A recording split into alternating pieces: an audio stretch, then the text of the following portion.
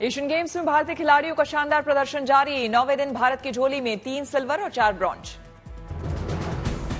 Asian games में भारतीय athletes का जलवा बरकरार। भारत ने रोलर स्केटिंग में 2 ब्रॉन्ज मेडल झटके। महिला टीम ने speed skating 3000 metre relay race में सोमवार को दिलाया पहला पदक। संजना बटुला, कार्तिका जगदीश्वरन, हीरल साधु और आरती कस्तूरी ने जीता कांस्य। पुरुष टीम ने 3000 मीटर स्पीड स्केटिंग इवेंट में जीता ब्रॉन्ज।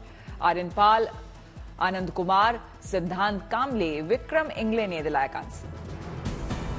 एशियन गेम्स में टेबल टेनिस वुमेन्स डबल्स में भी आया ब्रॉन्ज। अहिका मुखर्जी और सुतीर्था मुखर्जी की जोड़ी को मिला ब्रॉन्ज। महिलाओं के 3000 मीटर स्टेपल चेज में भारत के लिए आई दोहरी खुशी। भारत को दिलाया सिल्वर और ब्रॉन्ज। पारुल चौधरी और प्रीति लांबा ने रचा इतिहास। 3000 मीटर स्टेपल चेज में एक साथ 2 पदक जीते। पारुल चौधरी ने 3000 मीटर स्टेपल चेज इवेंट में जीता सिल्वर। प्रीति लांबा ने इसी इवेंट में भारत को दिलाया कांस्य। प्रधानमंत्री नरेंद्र मोदी ने किया ट्वीट। एशियन गेम्स के पदक विजेताओं को दी शुभकामनाएं। केंद्रीय खेल मंत्री अनुराग ठाकुर ने एशियन गेम्स में भारतीय खिलाड़ियों के प्रदर्शन पर जताई खुशी। ट्वीट कर खिलाड़ियों को बधाई दी। 4x400 मीटर रिले रेस में भारत को सिल्वर। श्रीलंकाई टीम को डिस्क्वालीफाई करने के बाद सिल्वर में बदला भारत का ब्रॉन्ज। लॉन्ग जंप में भारत को बड़ी कामयाबी। महिला एथलीट एनसी सोजन ने अपने नाम किया सिल्वर मेडल। 6.63 मीटर की बेस्ट जंप की। एशियन गेम्स में चौथे पोजीशन पर भारत कायम। अब तक 13 गोल्ड, 24 सिल्वर, 23 ब्रॉन्ज समेत 60 पदक अपने नाम किए। भारतीय पुरुष हॉकी टीम बांग्लादेश को हराकर सेमीफाइनल में पहुंची। भारत के 12 गोल के मुकाबले बांग्लादेश की टीम नहीं कर पाई एक भी गोल। 4 अक्टूबर को होगा सेमीफाइनल। मंगलवार को एशियन गेम्स में क्रिकेट में पहली बार आमने सामने होगी टीम इंडिया और नेपाल। पुरुष क्रिकेट टीमों के बीच खेला जाएगा क्वार्टर फाइनल। चित्तौड़गढ़ के बाद प्रधानमंत्री नरेंद्र मोदी ने किया ग्वालियर का दौरा। मध्य प्रदेश को दी 19,260 करोड़ की विकास परियोजनाओं की सौगात। ग्वालियर में चुनावी रैली में कांग्रेस पर पीएम मोदी का चौतरफा हमला। कहा आज भी जाति के नाम पर बांटती है कांग्रेस। विकास कार्यों को लेकर भी कांग्रेस पर पीएम का बड़ा प्रहार। 9 साल में इतना काम हो सकता है, लेकिन कांग्रेस ने 60 साल कर दिए बर्बाद। ग्वालियर रैली में विपक्ष पर गरजे प्रधानमंत्री। कहा मोदी की गारंटी से सत्ता के भूखे लोगों के पेट में दर्द। कुर्सी के सिवाय कुछ नहीं इन्हें दिखाई देता। महिला आरक्षण पर बोले पीएम। 33% आरक्षण के नाम पर झूठे वादे कर विपक्ष ने बार बार मांगे वोट, लेकिन मेरी गारंटी थी और आज नारी शक्ति अधिनियम एक सच्चाई बन गया। प्रधानमंत्री नरेंद्र मोदी ने किया चित्तौड़गढ़ का दौरा। राजस्थान को दी 7,000 करोड़ रुपए की परियोजनाओं की सौगात। चित्तौड़गढ़ में प्रधानमंत्री मोदी ने किया रोड शो। रेलवे, सड़क और गैस पाइपलाइन से जुड़ी कई योजनाओं का शिलान्यास और लोकार्पण। जनसभा को पीएम मोदी ने किया संबोधित। राजस्थान की गहलोत सरकार पर साधा निशाना। प्रधानमंत्री ने कहा आज राजस्थान अपराध, दंगे, पत्थरबाजी में टॉप पर है। राजस्थान में दलितों, पिछड़ों पर हो रहा है अत्याचार। मैं बहुत दुखी मन से कह रहा हूं, आज जब अपराध की बात आती है तो कौन सा राज्य टॉप पर आता है? कौन सा राज्य? ये हमारा राजस्थान। पीएम ने गहलोत पर कसा तंज। कहा सरकार तो बना ली लेकिन चला नहीं पाए। हमेशा सीएम कुर्सी बचाने में लगे रहे और आधी कांग्रेस सीएम की कुर्सी छीनने में जुटी रही। पीएम मोदी ने कहा प्रदेश को लूटने में कांग्रेस ने कोई कमी नहीं छोड़ी। अब गहलोत जी को पता चल चुका है कि बीजेपी आने वाली है, कांग्रेस जाने वाली है। पीएम मोदी ने उदयपुर के कन्हैयालाल हत्याकांड की दिलाई याद। कहा जो कांग्रेस सरकार जान माल की सुरक्षा नहीं कर सकती उसको हटाना बहुत जरूरी। राजस्थान में महिला अपराध को लेकर भी बरसे पीएम। कहा कांग्रेस सरकार ने राजस्थान को पिछले 5 सालों में किया बर्बाद। पीएम मोदी ने कांग्रेस पर साधा निशाना। कहा कांग्रेस को देश का गौरवगान पसंद नहीं आता। पहले भी एक परिवार का करते थे गौरवगान, आज भी एक ही परिवार का कर रहे गौरवगान। बिहार में जाति आधारित सर्वे के आंकड़े जारी। राज्य में करीब 63% पिछड़ा और अति पिछड़ा वर्ग की आबादी। बिहार सरकार की रिपोर्ट के मुताबिक सवर्णों की तादाद 15.52%, इनमें सबसे ज्यादा 3.66% ब्राह्मणों की आबादी।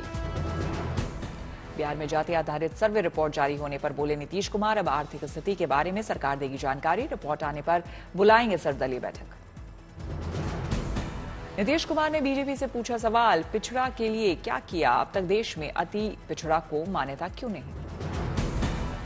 बिहार के डिप्टी सीएम तेजस्वी यादव ने पीएम मोदी को घेरा, कहा पीएम ने जाति जनगणना की मांग को नकारा, हमने उसे कर दिखाया। रिपोर्ट जारी होने पर लालू यादव ने बीजेपी पर किया वार, कहा बीजेपी की साजिशों, कानूनी अड़चनों के बावजूद जारी किया गया जाति आधारित सर्वे। बिहार के 13 करोड़ से ज्यादा की आबादी में यादवों की संख्या सबसे ज्यादा, जातियों में यादवों की आबादी 14%। बिहार में अनुसूचित जाति की आबादी 19%। सर्वे के मुताबिक बिहार में अनुसूचित जनजाति की संख्या करीब 1.68%। हिंदुस्तानी आवाम मोर्चा के अध्यक्ष जीतन राम मांझी ने नीतीश से की अपील, बिहार में आबादी के हिसाब से सरकारी नौकरियां, स्थानीय निकायों में लागू हुआ आरक्षण। बिहार की जातिगत जनगणना के बाद देश में भी जातिगत आंकड़ों को राहुल गांधी ने बताया जरूरी, कहा जितनी आबादी उतना हक, ये हमारा है प्रण। जातिगत जनगणना सर्वे पर बोले केंद्रीय मंत्री गिरिराज सिंह, नौकरी देने की रिपोर्ट जारी करे नीतीश सरकार। जाति आधारित जनगणना रिपोर्ट जारी होने पर बिहार बीजेपी प्रदेश अध्यक्ष का बयान, रिपोर्ट की स्टडी के बाद देंगे बयान, आर्थिक सामाजिक सर्वेक्षण जारी करने की मांग की।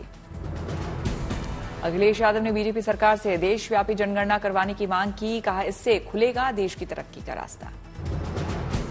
अखिलेश के बयान से अलग समाजवादी पार्टी के सांसद शफीकुर रहमान वर्क के बयान, कहा चुनाव की वजह से बिहार में जाति आधारित सर्वे, इसकी क्या थी जरूरत। जेडीयू नेता केसी त्यागी का बड़ा बयान, विपक्षी गठबंधन इंडिया के घोषणा पत्र में भी जाति आधारित जनगणना का मुद्दा होगा शामिल, अगली मीटिंग में होगी चर्चा। राहुल गांधी ने किया अमृतसर का दौरा, स्वर्ण मंदिर में टेका मत्था, बर्तन साफ करते भी आए नजर। राहुल गांधी के हिंदुत्व कार्ड पर बोले गिरिराज सिंह, सीजनल हिंदू हैं राहुल गांधी। राहुल गांधी के हिंदू ज्ञान पर भड़की बीजेपी, अनुराग ठाकुर का बयान, सनातन खत्म करना चाहती है कांग्रेस। सोनीपत में सालाना गौशाला कार्यक्रम का आयोजन, हरियाणा के सीएम मनोहर लाल खट्टर ने की शिरकत। लोकसभा 2024 चुनाव पर बीजेपी को सचिन पायलट का तंज, राजस्थान में 3 दशक पुरानी वैकल्पिक सरकार के चलन को खत्म करेगी कांग्रेस। दिल्ली को दहलाने की साजिश नाकाम, दिल्ली पुलिस के स्पेशल सेल ने आईएसआईएस के नए मॉड्यूल का किया पर्दाफाश, एनआईए के मोस्ट वांटेड आतंकी मोहम्मद शाहनवाज उर्फ शैफी समेत 3 गिरफ्तार। आईएसआईएस आतंकी शाहनवाज दिल्ली, मोहम्मद रिजवान अशरफ मुरादाबाद और मोहम्मद अशरफ वारसी लखनऊ से अरेस्ट, तीनों पर 3-3 लाख रुपए का था इनाम। पकड़े गए आतंकियों पर बड़ा खुलासा, नॉर्थ इंडिया में बड़े हमले की थी प्लानिंग, गिरफ्तार किए गए तीनों आतंकी हैं इंजीनियर, तीनों को 7 दिन की पुलिस कस्टडी। आतंकी शाहनवाज के ठिकाने से आईईडी बनाने का सामान और पिस्तौल बरामद, जिहादी लिटरेचर भी जब्त। शाहनवाज ने हिंदू महिला से शादी के बाद करवाया था धर्म परिवर्तन। उत्तर भारत, पश्चिम और भारत और दक्षिण भारत में आतंकी कर चुके हैं रेकी, जंगलों में कई हफ्ते रहकर बम विस्फोट का ट्रायल भी कर चुके हैं। दिल्ली में मोदी सरकार के खिलाफ टीएमसी का प्रदर्शन, मनरेगा और आवास योजना निधि की बकाया राशि को लेकर आवाज की बुलंद। दिल्ली में टीएमसी प्रदर्शन पर केंद्रीय मंत्री अनुराग ठाकुर का तगड़ा हमला, बोले तालाब, नदी, तटबंध के नाम पर ममता सरकार ने खा लिए पैसे, केंद्र सरकार ने बंगाल को दिए 30,000 करोड़ रुपए। टीएमसी नेता अभिषेक बैनर्जी पर अनुराग ठाकुर का पलटवार, कहा दिल्ली वो आया है जिसको खुद ईडी के मिलते हैं समन। मध्य प्रदेश चुनाव से पहले शिवराज का बयान, कहा चला जाऊंगा तो याद करोगे, कमलनाथ का जवाब, झूठ के लिए ही रखा जाएगा याद। तेलंगाना में 32 सीटों पर चुनाव लड़ेगी पवन कल्याण की जनसेना पार्टी, हैदराबाद और खम्मम के ईद इर्द गिर्द है ज्यादा सीटें। सचिन पायलट ने पीएम से मांगा हिसाब, कहा प्रधानमंत्री को पिछले सालों का हिसाब देना चाहिए, 25 सांसद देने के बावजूद राजस्थान को क्या मिला। इंडिया गठबंधन की बात करते हुए पायलट ने कहा देश में आज केंद्र सरकार के खिलाफ माहौल है, इंडिया गठबंधन के बाद केंद्र सरकार डरी हुई है। अलीगढ़ में भाईचारा सम्मेलन में आरएलडी अध्यक्ष जयंत चौधरी ने लिया हिस्सा, बीजेपी से बचकर रहने की दी सलाह। बिहार सरकार के खिलाफ दरभंगा के सांसद गोपाल जी ठाकुर का अनिश्चितकालीन अनशन। नीतीश सरकार पर दरभंगा एम्स के निर्माण को लटकाने का लगाया आरोप। कावेरी जल विवाद पर मांड्या में विरोध प्रदर्शन करेगी बीजेपी। शीर्ष नेता विरोध प्रदर्शन में होंगे शामिल। मुंबई में नफरत छोड़ो भारत जोड़ो इंडिया का विरोध प्रदर्शन। दंगा नियंत्रण के लिए भारी पुलिस बल की तैनाती। रायसेन में सीएम शिवराज सिंह चौहान ने 124 करोड़ के लागत वाले 95 कार्यों का किया शिलान्यास। लोगों को किया संबोधित। मध्य प्रदेश में कांग्रेस और समाजवादी पार्टी साथ मिलकर लड़ेगी चुनाव। सीटों के बंटवारे पर भी बनी सहमति। दिल्ली में वरिष्ठ नागरिकों का सम्मान समारोह। अर्जुन अवार्ड विजेता थिंगबैजाम चानू भी कार्यक्रम में मौजूद। हर साल नजमगढ़ विकास मंच करता है सम्मान का आयोजन। दिल्ली में संशोधित लैंड पूलिंग पॉलिसी लागू करने को लेकर जंतर मंतर पर महापंचायत। अफोर्डेबल हाउसिंग का सपना साकार करने को लेकर हुई चर्चा।